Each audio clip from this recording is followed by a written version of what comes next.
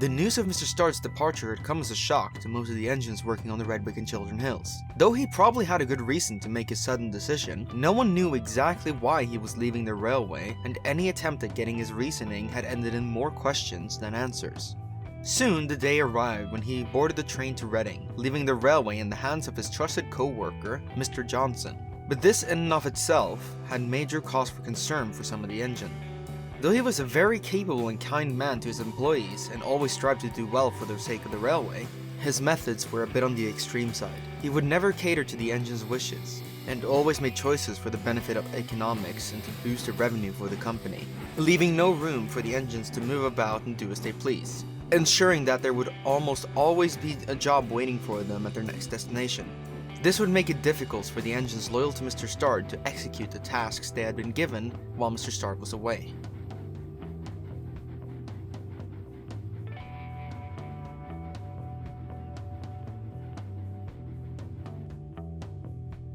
One evening, after all of his work was finished, Ramsay had made his way up to the sheds at Colford. Him and Darius had finally found a pocket in their busy schedule where they could get together and talk about the issues they had encountered after Mr. Johnson had taken charge. There was a slight chill in the air on the overcast evening as Ramsay reversed into the sheds where Darius was waiting for him. "Ah, good evening, Ramsay. I was beginning to think you wouldn't show up. Everything alright?" Yeah, sorry about the delay. I had to convince Hart Hall there'd been no change in the roster, and I was needed in Redwick in the morning. Not sure if he bought it or not, but that's not why we're here, is it? You had some news for me? Yes, and unfortunately, it's not good news. I've had some time to talk to Virgil today while waiting for my passengers to board at Eastwood. Apparently, revamping the line has slowed down as Mr. Johnson's new timetable leaves no room for Virgil to pick up his goods from the junction. Are you serious? Why would he do that? I was the one who brought those supplies to Manifell in the first place. They need them to repair that bridge to Spear. If it isn't reinforced, that could hold disastrous repercussions if they continue to run Virgil over there. Yeah, and that's exactly why they've forbidden him to do just that. He's been staying in the sheds at the quarry along with Al for some time. So, unfortunately, work has ground to a halt on the tunnel. However, it gets worse. How do you mean? Well, Clint's new parts were supposed to arrive this week. However, no one has seen the van they were supposed to arrive in yet. It was supposed to come with Gregory's freight yesterday, but they weren't there, and according to the lads at the works, until the parts arrive, they have been ordered by Mr. Johnson to focus on the railway's assets instead, like the wagon's buck wrecked last week and Pat's repaint. I still can't believe that maniac got assigned to that train permanently. Whoa. So Clint is, what, stuck in limbo until the parts have been sourced? Surely there is some way they can work on him while they wait. There is. And don't call me Shirley. What? No, I meant... Never mind. You had something to tell me too, right? Yeah, I heard news from the chaps at the industrial estate. Apparently something big is happening up there soon. Something big? What would that be? They wouldn't say. All I know is that soon there will... Hey, what is going on here? Darius and Ramsay froze as they looked over to see Mr. Johnson approaching from around the corner of the shed. He had an angry scowl across his face. Good evening, Mr. Johnson. Is something the matter? As a matter of fact, there is, 5357. 1025, why is it that you are here and not at the sheds at Manifell? You know fully damn well that you have a train leaving from there tomorrow morning, so you have just wasted money, time, and resources for this little night escapade of yours. So tell me, you two, what was so important that you had to waste my time and money on this, and you better have a good reason.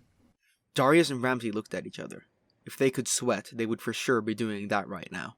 Though they both wanted to tell him to shove it a certain place, they both knew this would just result in more problems in the long run, so they had to come up with something, and fast. Well, you see, sir, it's just that, we're just, We're gay lovers, sir, and we haven't had any time to ourselves for a while, so I broke the rules so I could come and see him so we could... Ramsay, what the fuck, mate? Mr. Johnson stared blankly at both the two engines. He stood there in silence for a few moments. Then he collected himself and looked up at the two, still a little flustered. Right. Okay, well, I'm gonna pretend I didn't hear that. 1025, this had better be the last time I catch you doing something like this, or I swear I'll have you on shunting duty for a month. Do I make myself clear? You cunt. Yes, sir. Crystal clear. Good. Now, once you're done with whatever it is you two are doing, Get yourselves back down to the junction so you're where you need to be tomorrow. I do not want any delays, especially not from you. Mr. Johnson turned and walked away, and as soon as he was out of earshot, Darius rounded on Ramsay. What the fuck was that then, Ramsay? Gay lovers? Really? It worked, didn't it? I see no issue here. I hate you. Sure you do. Anyways, I better go back before he changes his mind about letting me off the hook. See you around, sweetie. Fuck you.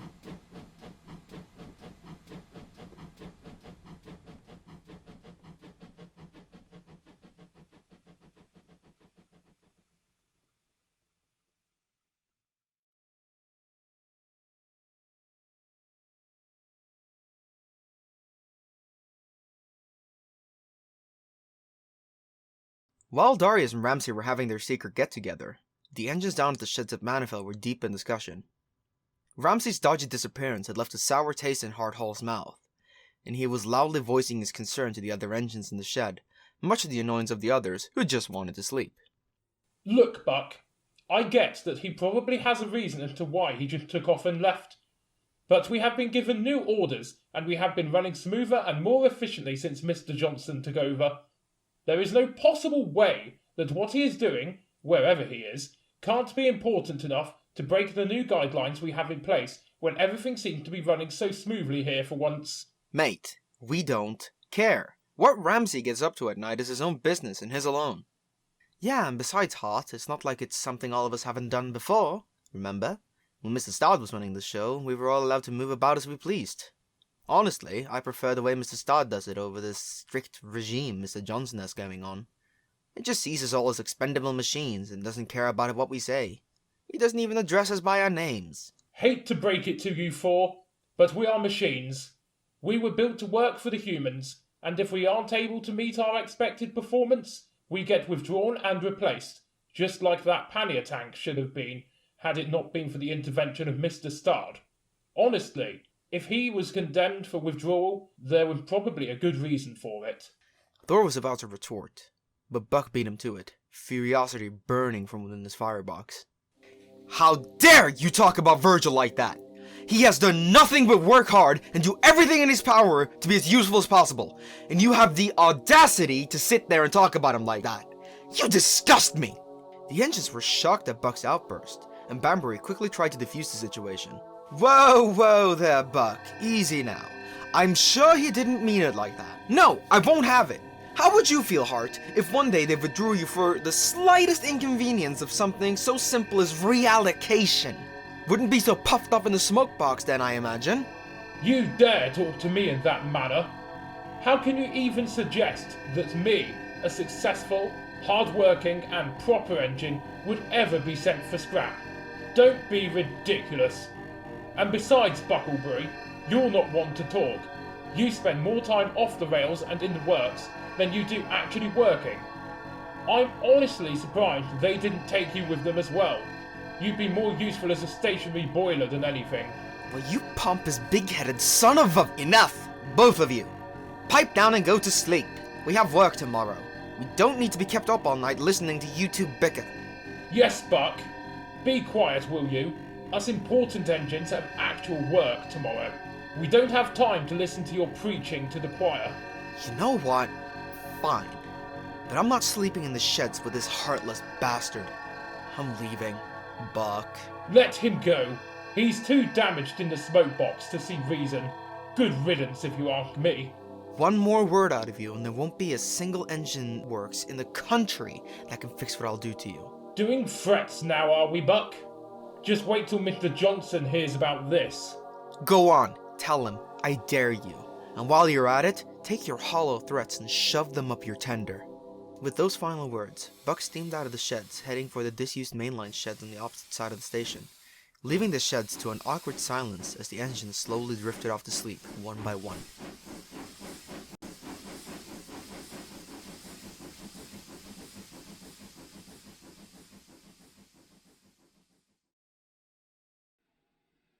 Over the next couple of days, the mood between Buck and Hardhall had not improved. The two hadn't said a word to each other since the incident, And while Hardhall often slagged Buck off at any opportunity he had in the sheds, Buck withdrew himself from almost all the engines, opting to sleep elsewhere to avoid contact where possible, concerning some of his co-workers with his odd behavior. However, with Mr. Johnson's new strict schedule, they didn't get a chance to check up on him, though this was not the only issue to arise from his strict operating plan. Most engines hated how the operations were going, feeling that the workload was very unbalanced and never-ending. While some engines would have a new train to pull immediately after reaching their destinations, others would have nothing to do other than sitting in the sheds, waiting for a gap in the schedule where they would finally be allowed to work. This led to an all-time low in morale, as while some engines were overworked to the point of exhaustion, others felt underused and envied the others for getting to stretch their wheels every day.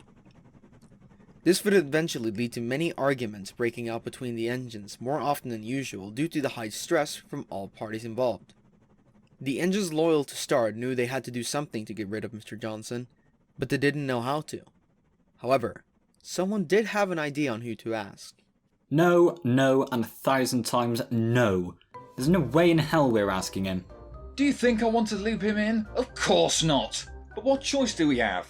Let the railway fall and get scrapped? That sounds more sensible than this, doesn't it?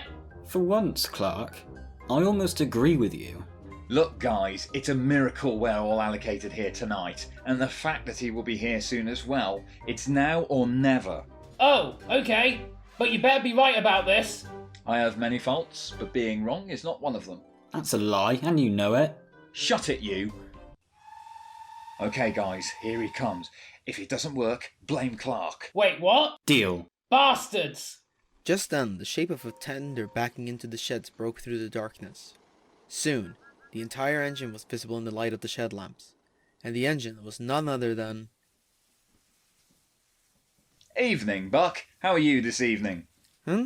Oh, hey. Okay, I guess. I'm sorry, Ramsey. I'm not feeling too hot. I really need to get some rest and... Buck, you know no one is mad at you for standing up to Hart, right? What? Yeah, we heard what happened. He had no right to say such things about you or Virgil. You were right to call him out on it. It was disgusting behaviour. Oh, thanks. I think? It just wasn't right, you know? It really hit close to home in what he said, and I guess I just snapped. Buck, it's fine. I'm guessing all the stuff with Mr. Johnson's new way of running things are also to blame for you feeling like this. Oh heavens, yes. I want to punt that man to the moon and never see his face again. Unfortunately, I can't do much. I'm just a single engine after all. Yeah, I just hope the rumours aren't true. Rumors? What rumors? Haven't you heard, mate? They're talking about giving Mr. Johnson Mr. Starr's job. Apparently HQ is impressed with his work ethic and wants to see what he can do with the full control of the line and its assets. Okay, no. That cannot fucking happen. What the fuck are HQ thinking? Do they not care about us or something? I swear, this shit would have never happened back in the days of the Big Four.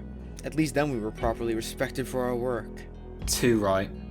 It was a pause in conversation. Then Ramsey decided that the time had come to get down to business. Look, Buck, I want to ask you something, but it's a very delicate matter. One that not everyone can know about, and honestly, we weren't sure if we could ask you or not, but we've run out of options. Oh, let me guess. You guys want me to help get rid of the dickhead in charge right now so Mr. Stark can continue his plan to privatize the line so his legacy doesn't get tarnished by what I can only assume is British Railways trying to be penny pinchers. Yeah, fuck it, I'm in. Hold up. You knew? Who's the bastard that spilled the beans then? Clark, I swear to God! Hey, don't look at me! I didn't do shit! Remember the night the two dickheads from British Railways were here to take Virgil, and I got sent out to take Clinton's train? Not suspicious at all, lads. Besides, that train got delayed coming in from London, which gave me some time to kill. So I snuck into the goods sheds over there and listened as you guys roped Darius in. Wait, so why didn't you let slip about the plans then? We're basically staging a hostile takeover by way of guerrilla warfare. Not the most legal thing in the world. Mate, I hate British Railways and what they've done to the rail network. Who cares if we break the Geneva Convention a few times to restore the line to its former glory? I've been wanting to help you guys for a while now, but I figured I'd wait until you guys asked me rather than strong-arm my way in. Huh. That's fair. Welcome aboard then, I guess. Mr. Starr might kill us, but we're glad to have you on board. Yeah, now there's just the issue of getting rid of Mr. Johnson. Oh, that's easy. Let's just kill the fuck. Okay, no. Too obvious and way too extreme. Okay. Let's keep it simple then. That's better. What did you have in mind? Break his legs. Wait, what? You heard me. Break his fucking legs. But can't we just take a harmless approach to this? Did I stutter? Break his fucking legs. You guys handle that, and me and my crew will take care of the rest. Sound good? I mean, I guess, but who would be crazy enough to break his legs? Okay, Riley, we're up. What? Why me? Less questions, more action. Let's go. Fine. Why me?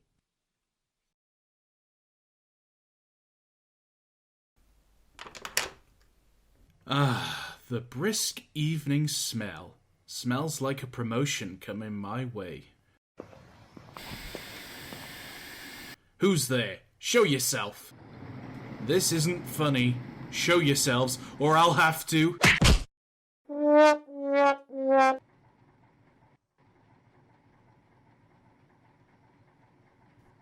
Well, that went better than expected. Oh my god, is he going to be okay? Who cares? Anyway, what happens now is up to Buck. Clark honked twice, and not too long after, Buck reversed into the platform with a cattle truck.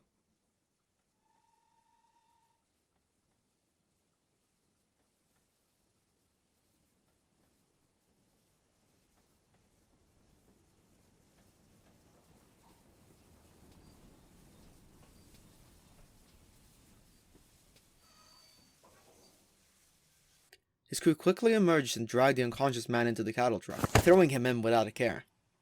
Well done, you two. We'll handle the rest. What will you do with him, Buck? Riley, don't ask me questions you don't want the answer to, okay? He's got a point, mate. Oh, Jesus Christ. Right, we're off. Get back to the sheds, you two. Okay, mate. Good luck. Thank you. Now, driver, did you remember the cocaine and the needle?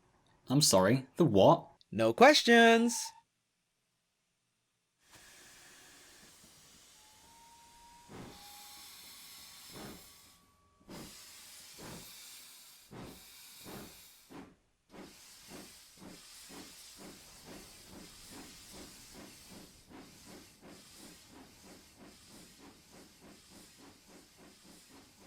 There's something seriously fucked with that engine. You don't say.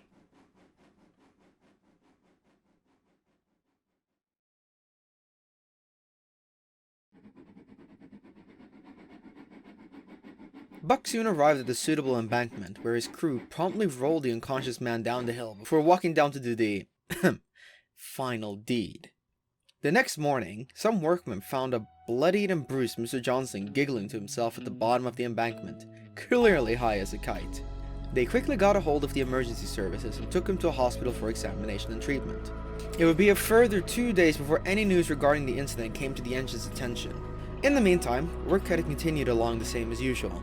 This was mostly due to the fact that Mr. Johnson had planned ahead a week at a time, ensuring that trains ran even in his absence.